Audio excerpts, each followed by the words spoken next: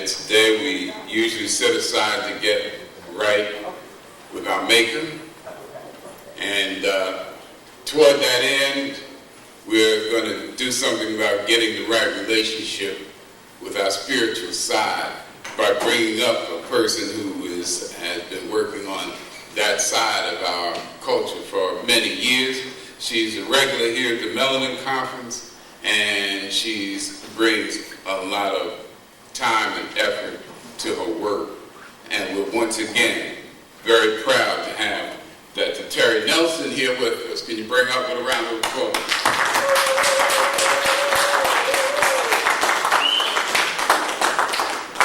Good morning, African family. I'm really delighted to be here.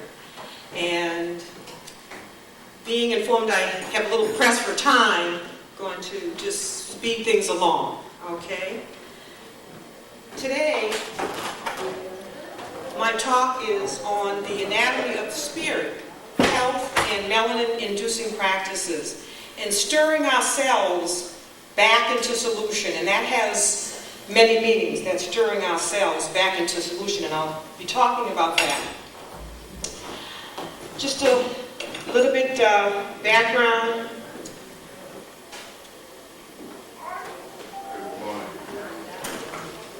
I'm a holistic psychotherapist and a metaphysician and a teacher of the African origins of the ancient wisdom. My husband and I, who's here with me, even though I am standing here, you know it takes a lot of effort, and so I honor my husband, Lester Nelson, who's here. We are co-founders of the Academy of Kemetic Education, Right Relationship and Right Knowledge, where we do counseling and consultation with families, couples, helping marriages, individuals, agencies, and we do classes.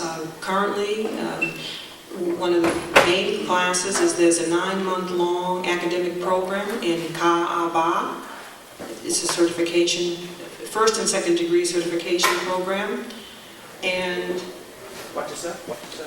this is an African-centered model for spiritual, psychological, and character development that's now being taught in Boston. Some of you have seen my books, KaAbBa, Building Light a Temple, which I'll be talking about today. Just like I'm going to stretch a little bit here. I just lost my mouse.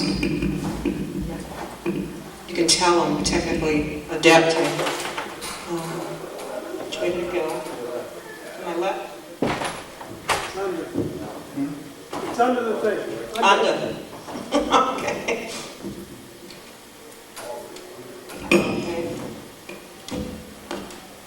All right. So this is one of my books, KaAbBa, Building Light a Temple. And the other book is The Secrets of Raising Consciousness. So this brings in our knowledge base, and this is one of the relationship books, On the Way to Finding Your Soulmate. We also have a forgiveness process workbook that we don't have up here.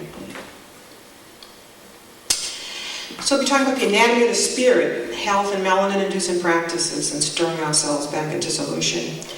As an African people, we made our descent down the tree of life, and we moved from those having a consciousness perched in those higher spiritual realms as we went out on this seeming journey into these harsh material circumstances. And we've had many, many impacts along the way. But the idea of stirring ourselves back into solution is the idea of this journey as we went out and seemingly left our eternal home. You know, that within the infinite, the black, the boundless, the eternal, we moved out, seemingly moved out in consciousness and began this descent through the planes of consciousness. And the idea was to keep our consciousness perched on those higher planes as we seemingly had this more material and form experience. So the tree of life is the template for understanding our spiritual anatomy, understanding our equipment, just as some folks, some of the presenters showed slides of the human brain and all the aspects of the human brain.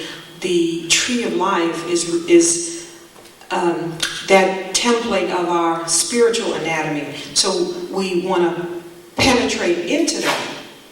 And this is the tree of life naked, just bare bones. And this is the tree of life all dressed up. So in the book it gets dressed up. But we'll just go into some aspects of this anatomy today. One of the things that we begin with is these terms, or meta-netter, which the Greeks would later call hieroglyphics, KaAbBa. And within these terms, if we could just like click onto these meta-netter like you would the icons on your computer, whole vast documents would open up, and we would have entry in glimpse into the whole moving geometry within the mind of God. Our ancestors were masters in the science of the soul, and they were masters in the journey of unfolding consciousness. You know, the journey that we would go out on, or seemingly go out on. So we understand that our ancestors have taught us that Ka is spirit, and Ka, and that's symbolized by the upraised arms, but you'll see there's two sets of upraised arms, because Ka is double. I'll explain that in a moment. But Ka is spirit, and Ka as spirit takes of the substance of itself to see itself reflected in form.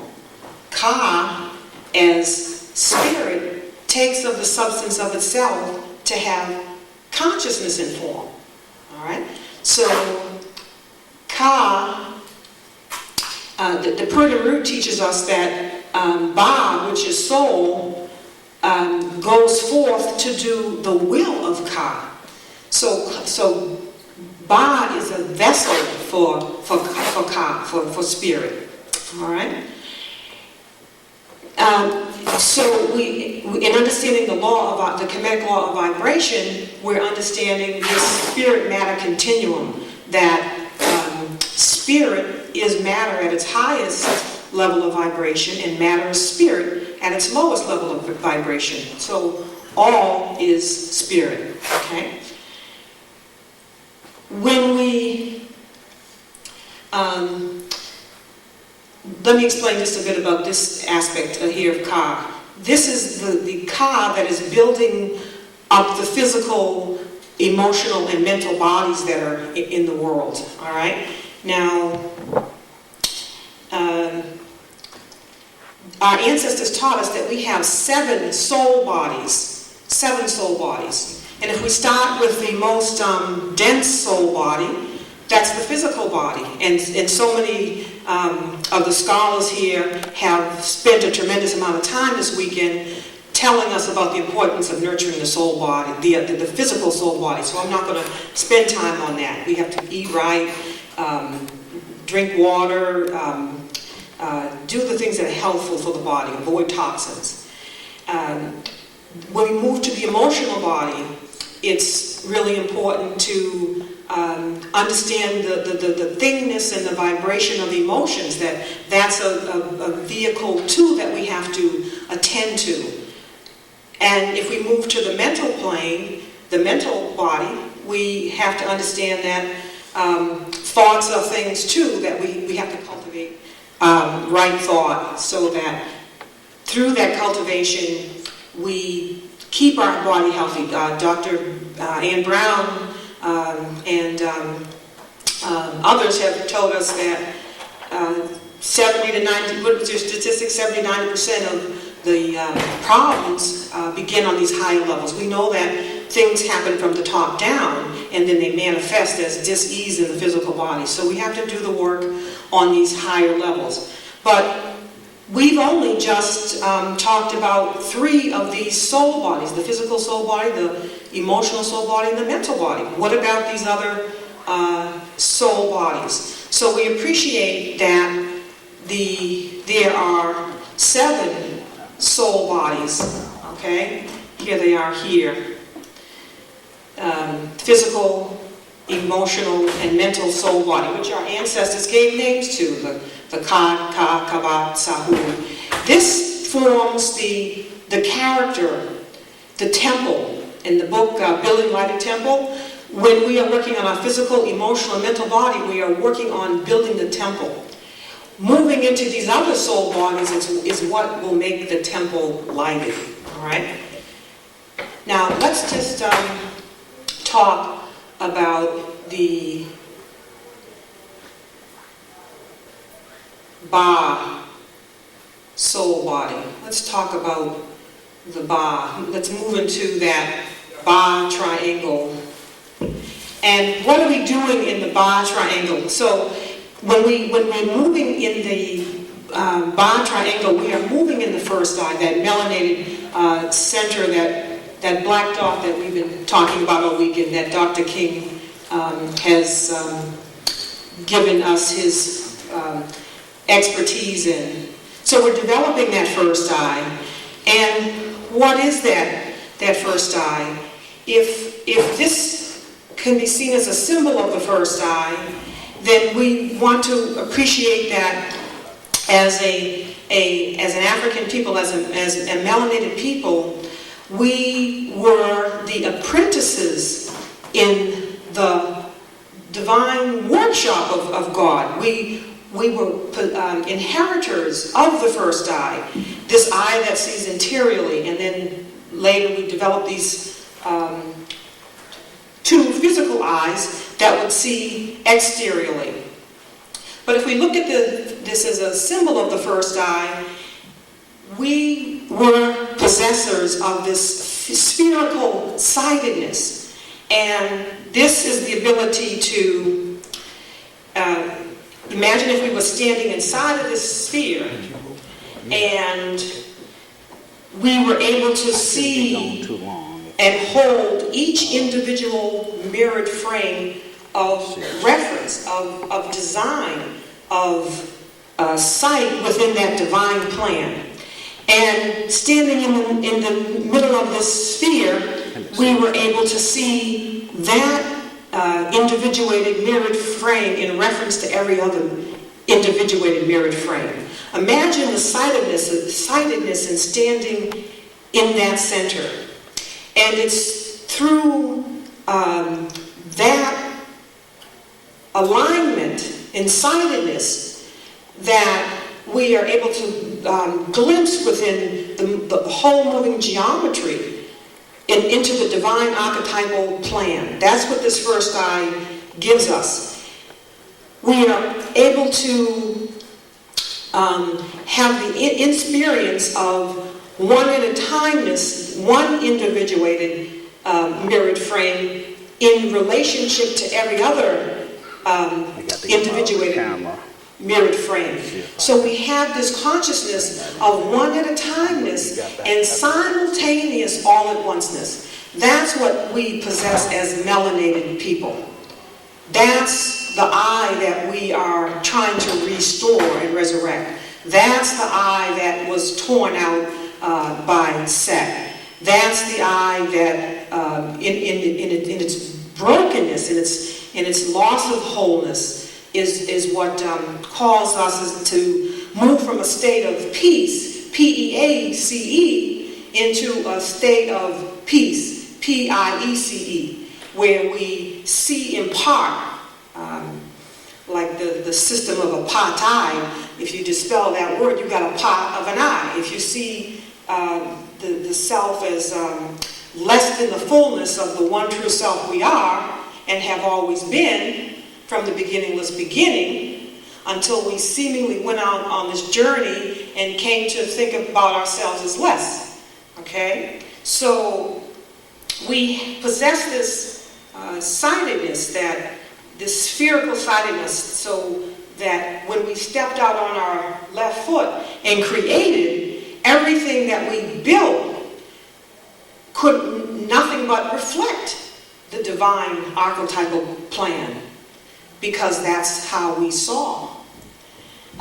Let's see. Okay, let me just move here now. So we went from this unitive consciousness into this dual relating consciousness of having to work things out as Haru, having to bring the alignment of personal will into alignment with divine will, into alignment with what our Melanin Center is teaching us, is the divine patterning that will keep us in wholeness and restore us in wholeness. How you doing? You following? Okay. All right. Huh? Right with me. Okay, good, good. So we moved to this dualative consciousness, this consciousness of relating. And in my book, The Secrets of Racing Consciousness, you'll see that this is what brings us to the horizon where we're doing this, if you draw a circle and cut it in half, we're doing this relating where we're trying to hold that this and that consciousness. But as we made our descent further down that tree of life, we moved into a consciousness of this or that. All right? And things would get a little worse even still from there, because then we moved into a state of this separative consciousness. Okay. Now, one of the things I want to do is say what I've said a little differently. Because and then we're going to look at some practices for stirring ourselves back into solution. Now, if I were to take this glass of water, now I want you to imagine the water as the noon, as the fount of all possibilities, as the black, as the deep, as the boundless. Because as Osir, we are accessors. We are accessors in that bi-consciousness to the fount of all possibilities, to the Aman, which is the fount of all possibility. We are accessors of that. And if we keep our consciousness polarized in that bi-consciousness, then we will have the solutions that we need in life. But so just imagine that this is, we're looking at this water, and it symbolizes the noon, the boundless ocean from which we can draw our supply. And what I'm going to do next is then imagine that, take a package of sugar, and I pour that in there. And I stir it up.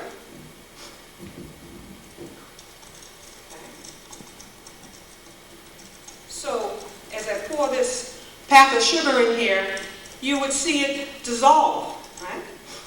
And if I repeated this, that sugar wouldn't be visible to the naked eye.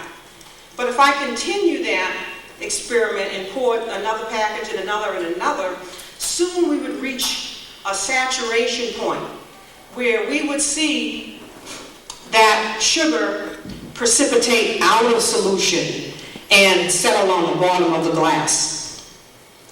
And this is our story, that in that bi-consciousness, as we were accessors to the fount of all possibility, we could access infinitely what we needed for this journey. But what happened as we made our descent down the tree of life, we moved into this particularization in consciousness, we began to see ourselves as a granule on the bottom of the glass. We began to identify that as our separated self. We began to see ourselves as this separated self on the bottom of the glass. And we also began to see ourselves in relationship to all these other particulate or encapsulated cells on the bottom of the glass. And to be in these often conflictual relationships on how to interact and have livingness with all these seeming separated cells on the bottom of this glass. You know, when you're in traffic and road rage, you know what I'm talking about. You know, you're a self and every other car is a self and you're just trying to get where you're going. Can you relate? Yeah. Okay. So, what we need is those melanin-inducing practices that stir us back into solution. Not that we won't still be this particulate on the bottom of the glass, because we did take this physical form. We can't deny that. We do have this outer physical form.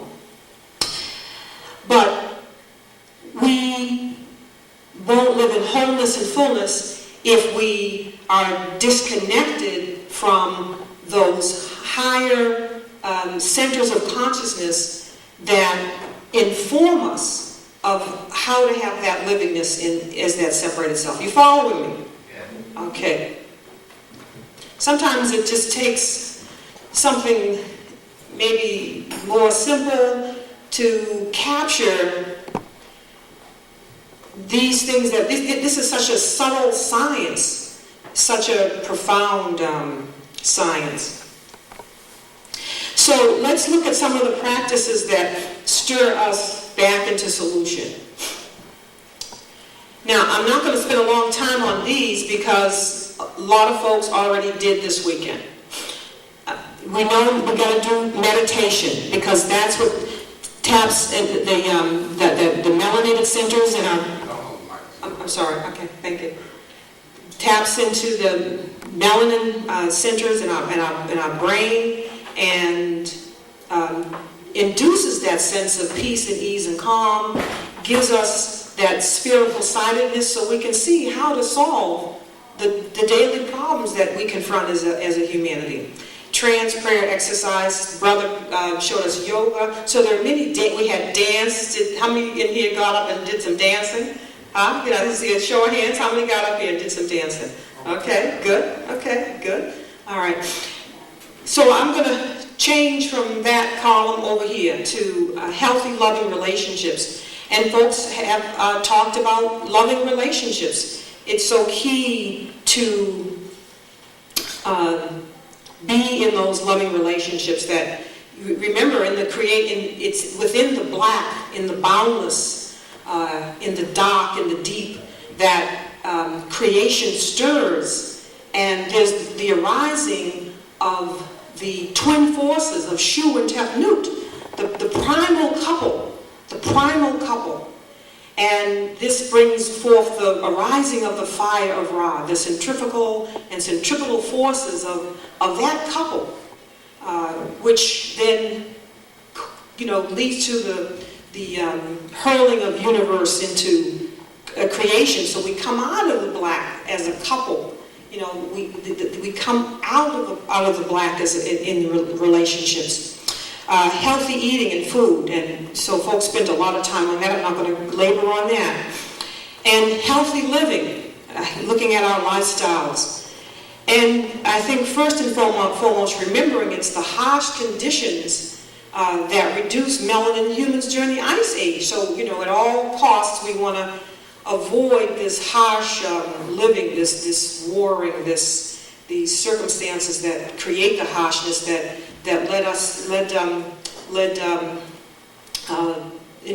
leads into that Ice Age and that Ice Age consciousness.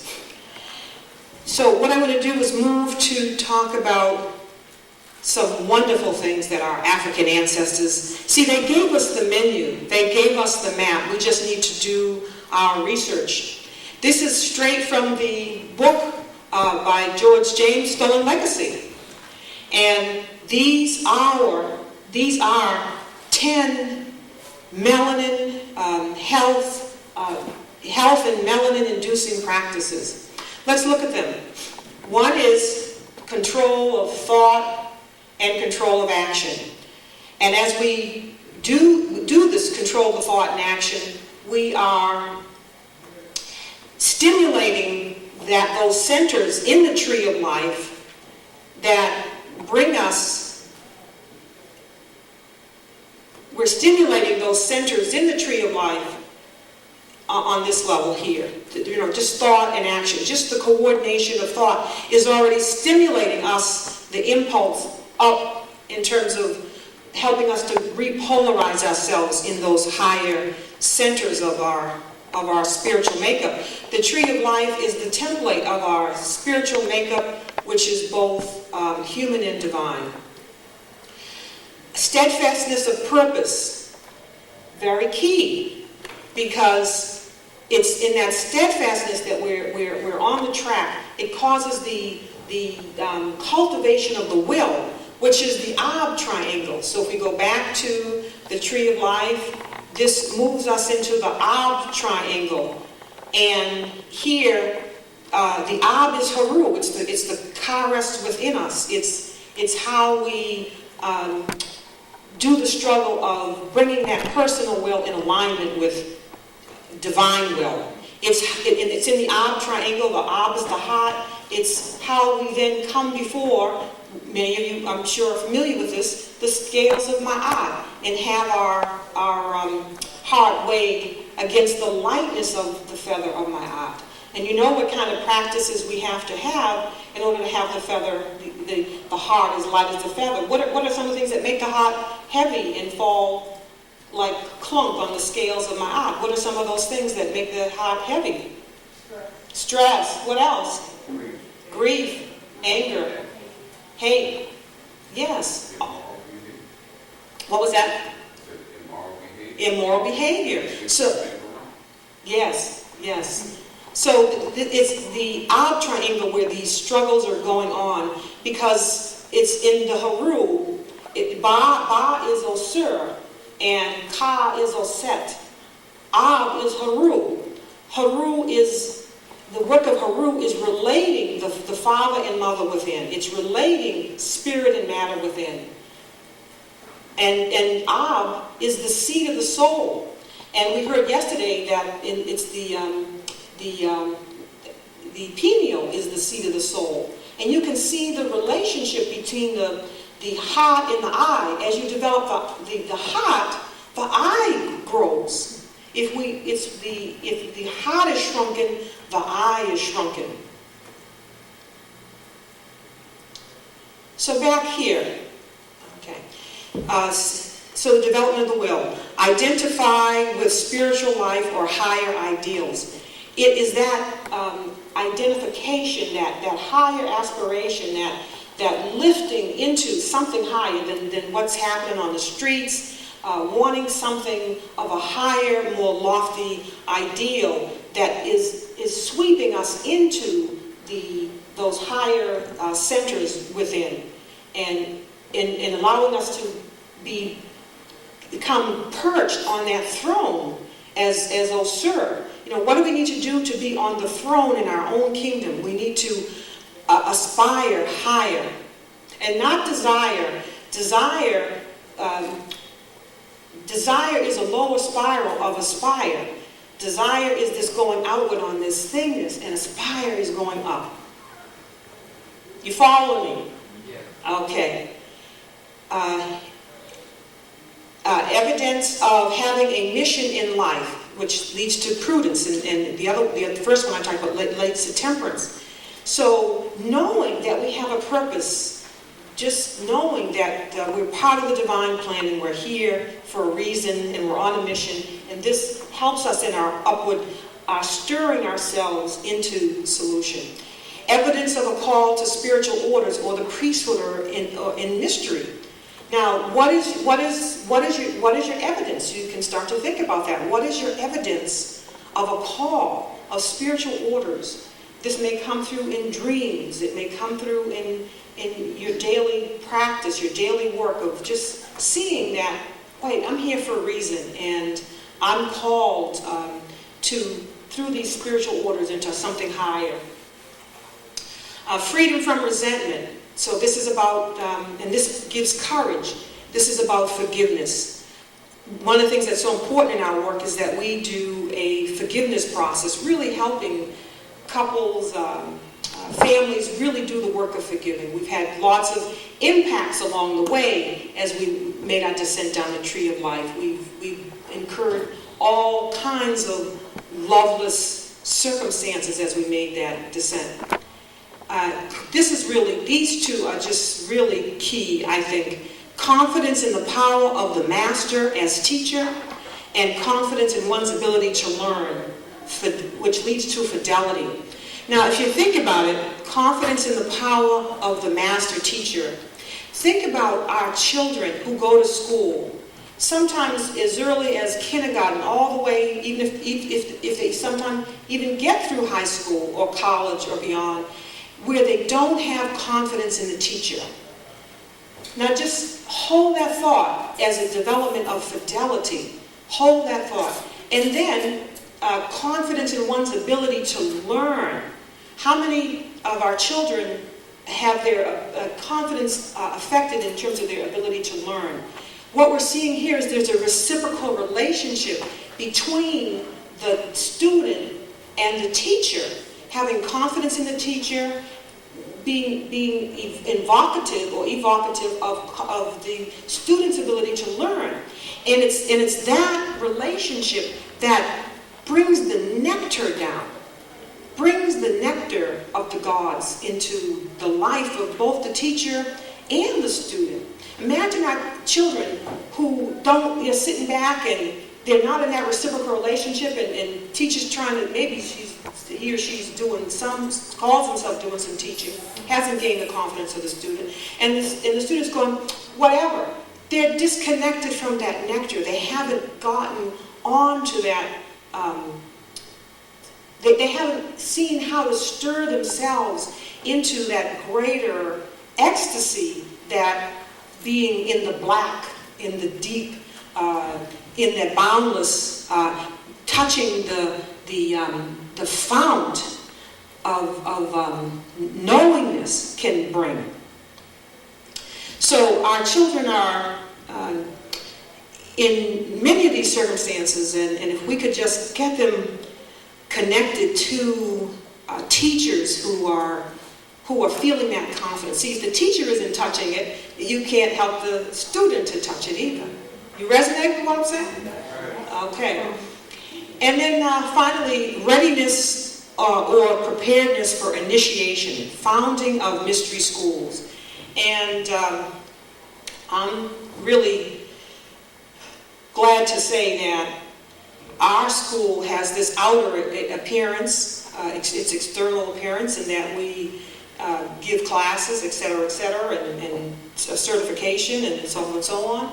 But internally, we're a mystery school, and we need to be about founding and these mystery schools. And what is initiation?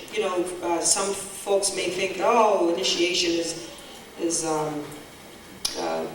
that, and the other thing. But all initiation is expansion into greater consciousness, into wider and wider wholeness.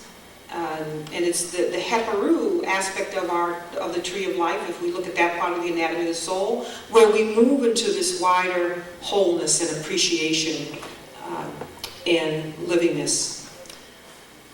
All right, so let me just see what else may be said, just trying to come to a close.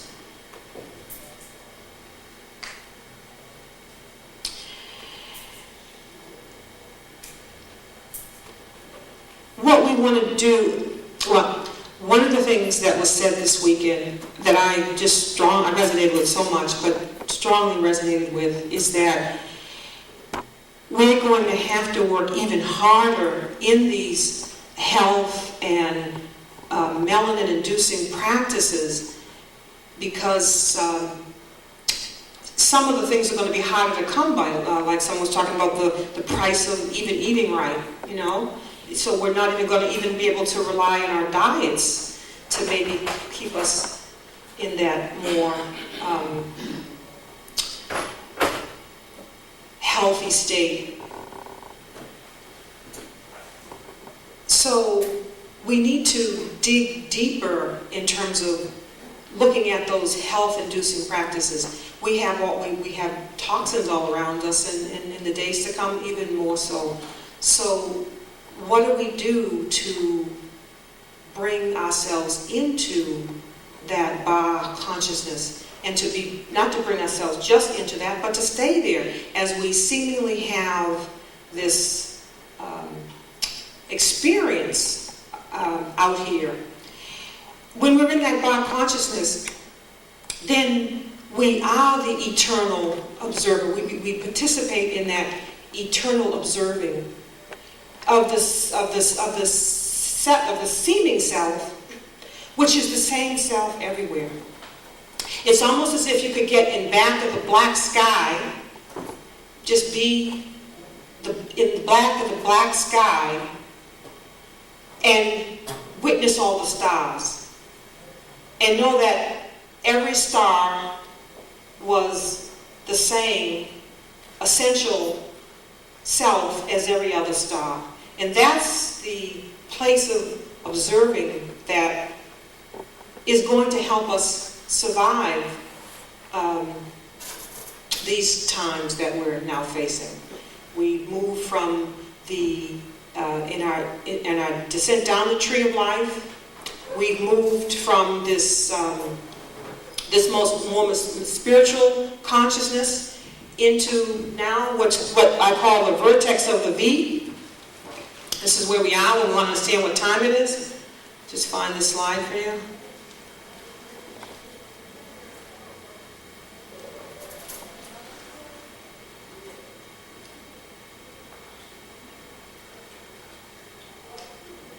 Here we are. Okay? So in understanding what time it is, we've made our descent down into this, in our involutionary descent, we've made our descent down the tree of life. Okay? And helping understand what time it is. And we're now from that spiritualization of consciousness, now into this vertex of the V.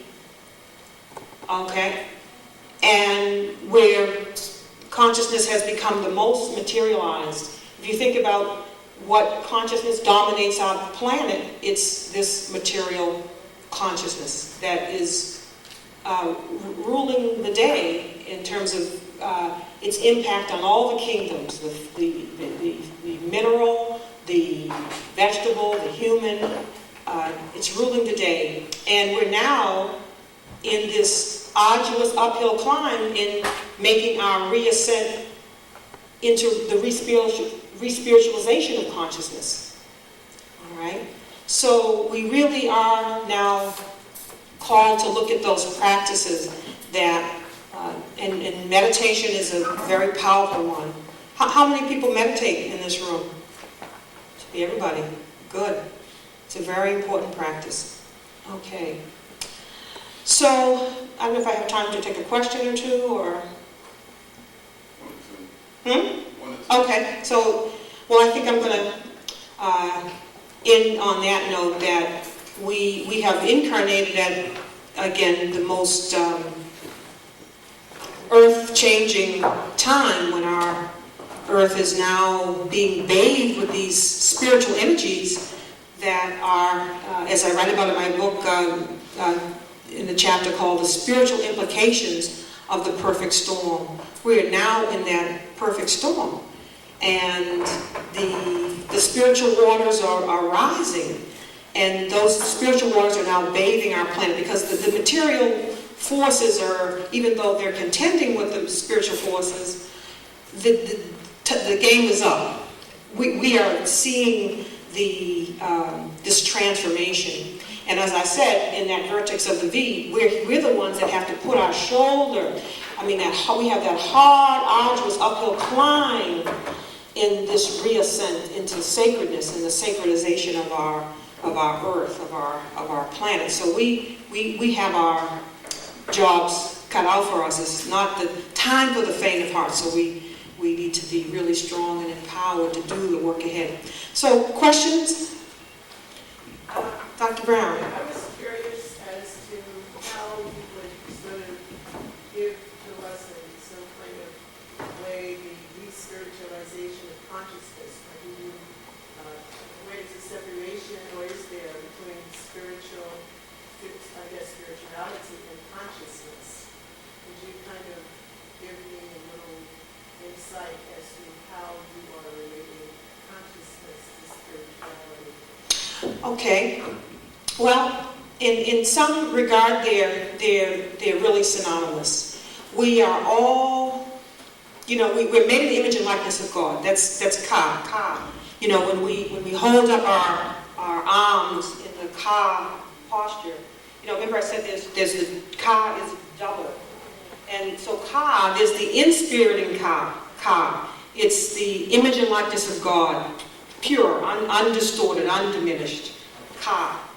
Then, as Ka takes up the substance of itself to see itself reflected in form, there's the approximating Ka. This is me, this is you. This is how we, snapshot by snapshot by snapshot, you see in the arms here, we're taking snapshots, and those are snapshots of how much of the image and likeness of God I have been able to stabilize in my consciousness. How much do I really believe that?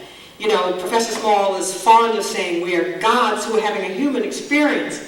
But there are days when you just plain feel human and you forget, maybe I'm not so God-like. All right? So we are equal in essence, in spiritual essence, because we all have the capacity to be and are and have been from the beginningless beginning the fullness in the image and likeness of God. But we're not equal in consciousness. We're not all conscious of the same. We're not all equal in conscious awareness of that. So, and as we become more aware, we embrace who we are as spiritual beings. So the distinction between consciousness and spiritual are very intertwined. Did I answer your question? Yeah, you're saying consciousness that is a state of awareness. I guess there's some other levels that you can also look at it. What I say is the flow of current. Yes. And that's current in your brain cells. Yes. Neurons gives you that state of consciousness or awareness or aliveness. Yes. So that when you lose that, you sink into another different dimension where the flow is no longer, because been interrupted and stopped for some reason. So I equate the consciousness to awareness, and then spirituality would be that higher power of being in touch with something beyond us. Yes, and I like what you're saying, because it's the way that it's through the spirit that we're able to reconstruct the conscious awareness that it is spirit. Okay, it's through the Ka is, and Purdom Root teaches us this. The Ka, is sent out to remind us that we are spirit. There are many, many passages in the Purdom Root that speak to that Ka is we are sent a reminder so we don't lose our mooring.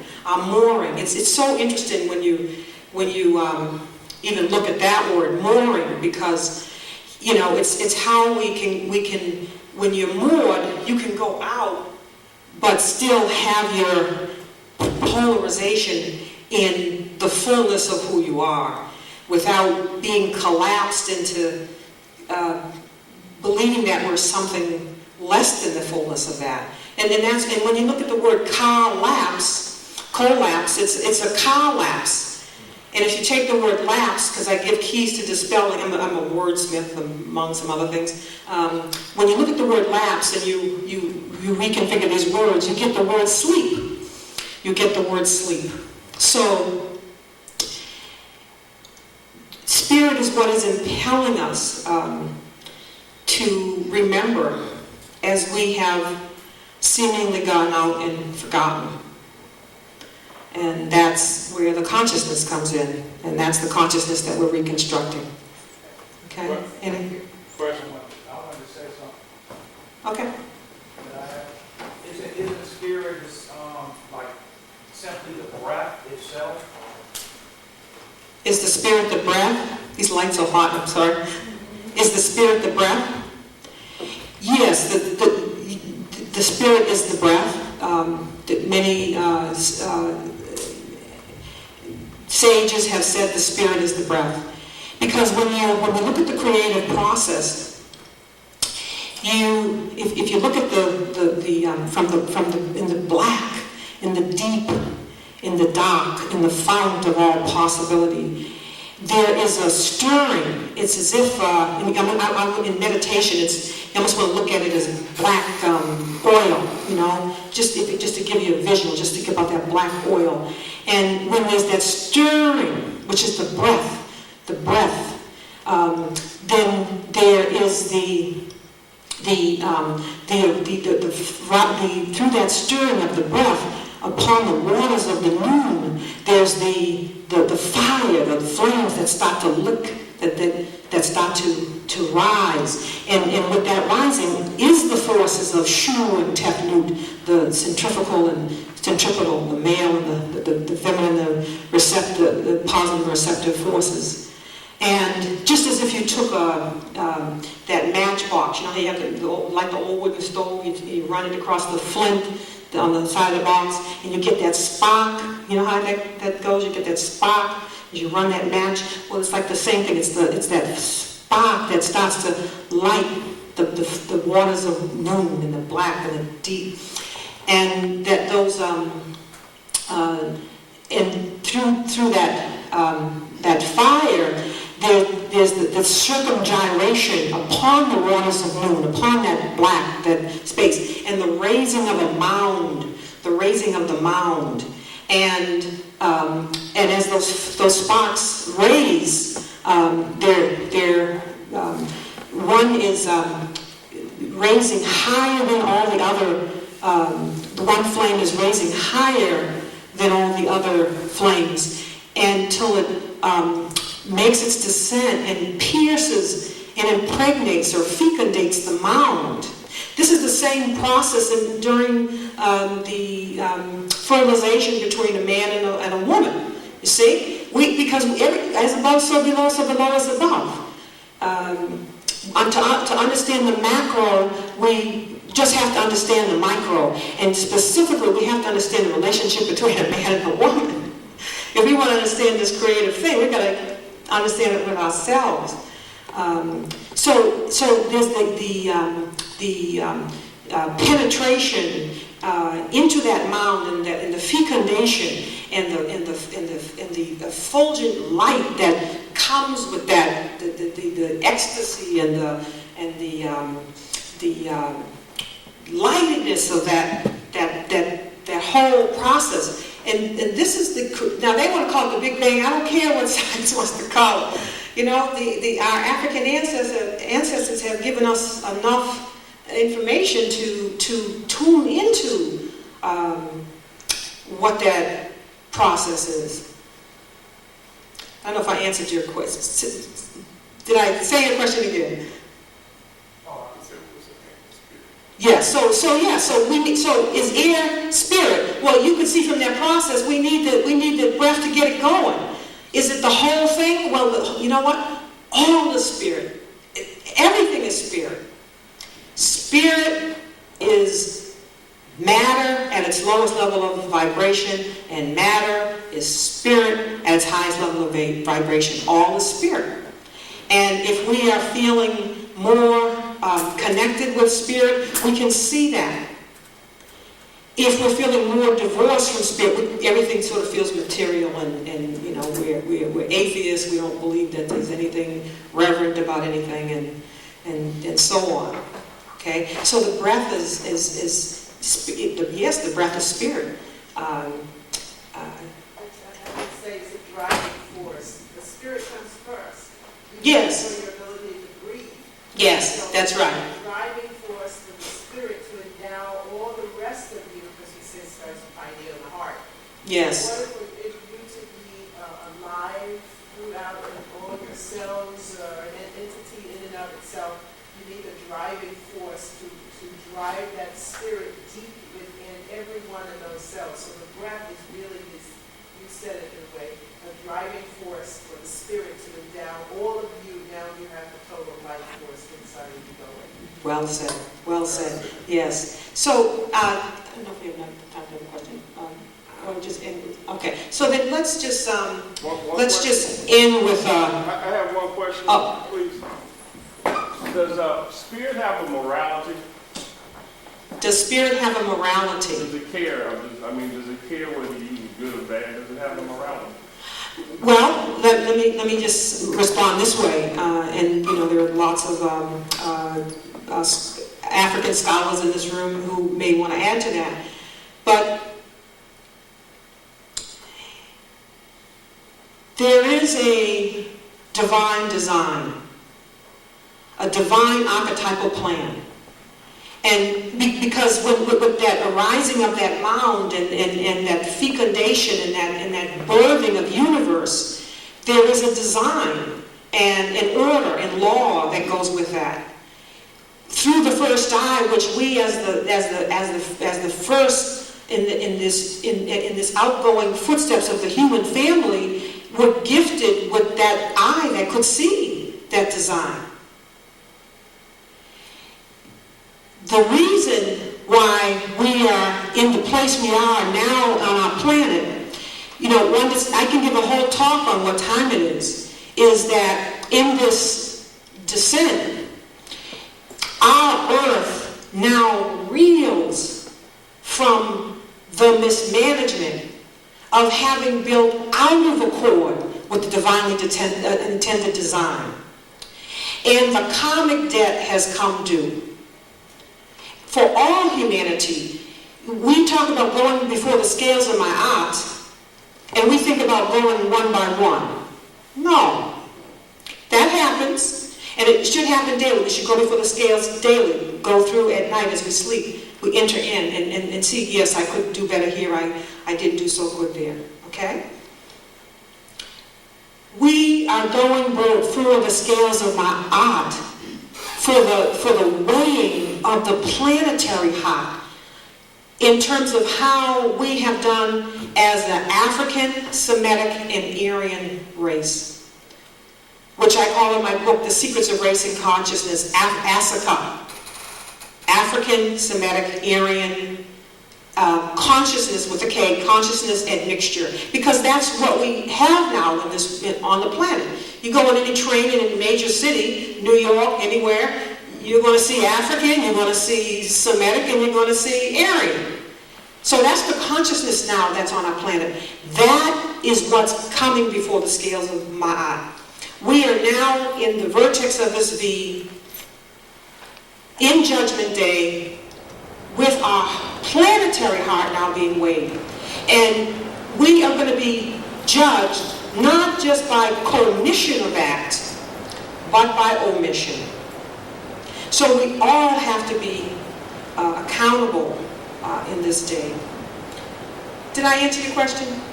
Yes, but not in terms I can understand. Tim, maybe you have to speak to her. Okay. All right. So if we could just close, we'll have you all do this closing with me.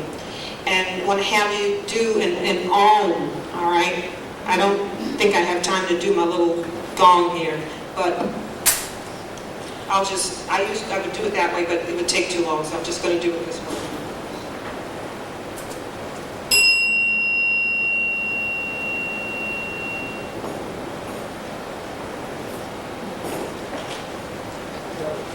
3 ohms. That's all we have time for. We'd do more if we had time. I want you to locate the A. We're going to do Aum, A-U-M. We're going to look, which is Aman, the infant found, the black dot, Aum. We're going to locate the A within the head, which is Ba, which is Osir, the U within the heart, which is Haru, and Oset within the mother within the creative center. So we take a breath, we divide it into 3 parts. 1/3 on the A, 1/3 on the U, 1/3 on the M. Together it is one.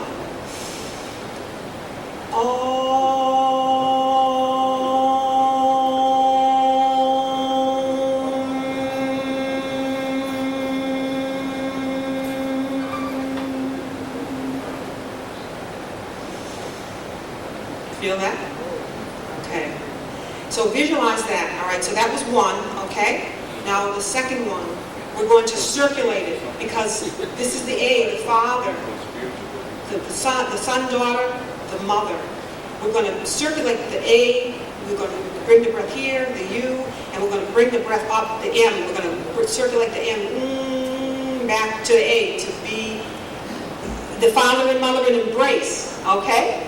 Together as one. Visualize it as we do this, okay? Together as one.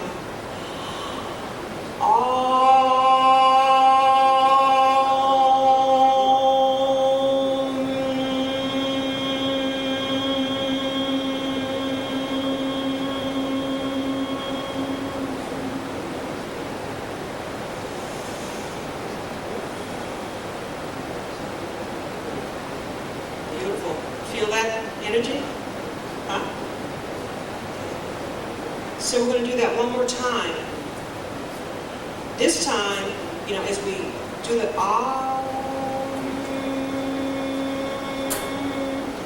we're going to squeeze the perineum muscle, which is the muscle that you squeeze to stop urine midstream. It's the same muscle women use in their Kegel exercises to tighten everything up after they had childbirth. Okay? You know that muscle? Okay. Huh? Okay. All right. And when you get on the M, that's when I want you to. I'm going to gesture up here for those who are not sure, so I can show you when to squeeze and pull that M up. Okay? All right. Together as one.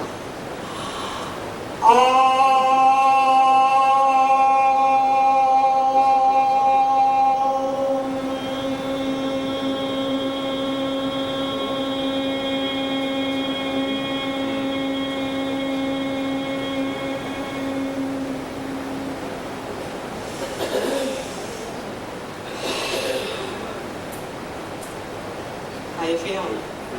Yeah? Can we do it 2 more times for the number 5? Just to, 5 is the sacred number. It's the Amsu Haru. It's the star. It's what we are. We're not supposed to be the granule in the bottom of the glass. We're supposed to be the star on the backdrop of the sky.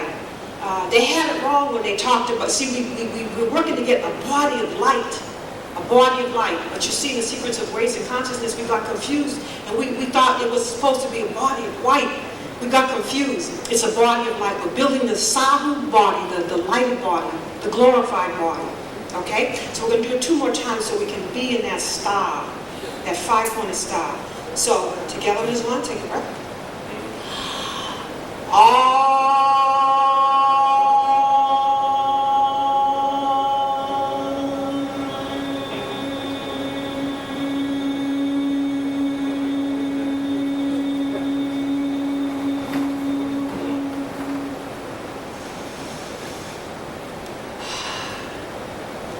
Pathway is within. We don't have to go outside. And one last time, and as you do so, really focus on the you, the heart, as Haru, the son daughter who's in this struggle now of trying to relate the father, mother, the spirit matter within, both inside and out in the world. Focus in the heart for a second as we just linger in a second in that you as we make our way into then bringing the mother and father together. Because it's in that heart that we're able to see and say, my father and I are one. Because KaAbBa are one. together as one.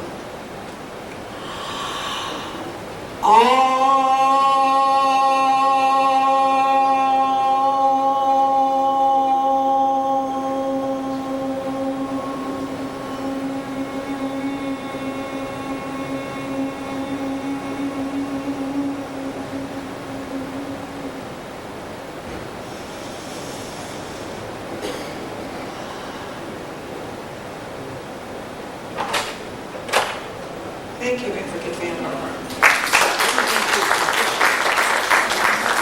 Terry Nelson.